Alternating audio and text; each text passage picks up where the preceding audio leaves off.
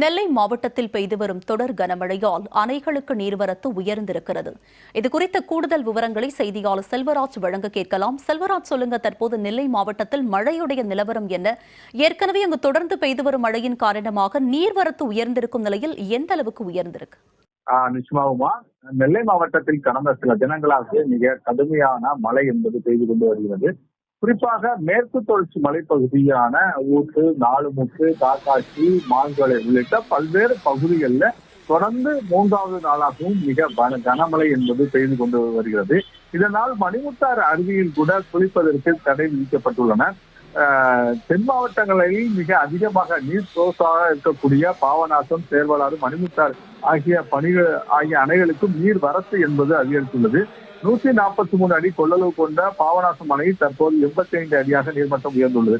மேலும் பாபநாசம் அணையிலிருந்து வினாடிக்கு 850 கன அடி தண்ணீர் என்பது வெளியேற்றப்பட்டுள்ளது.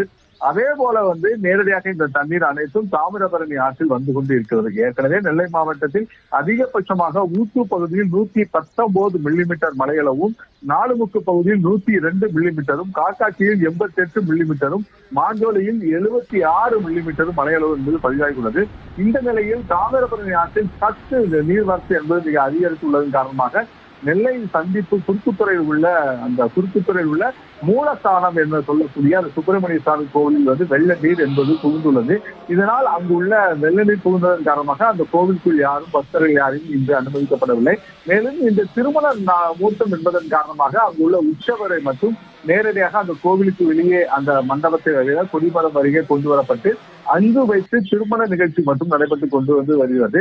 தொடர்ந்து தாமிரபரணி ஆற்றில் வழக்கத்தை விட இந்த சற்று கொஞ்சம் அதிகமாக தண்ணீர் வரத்து என்பது மிக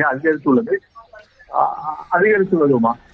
உங்களுடைய விரிவான விவரங்களுக்கு நன்றி செல்வராஜ்.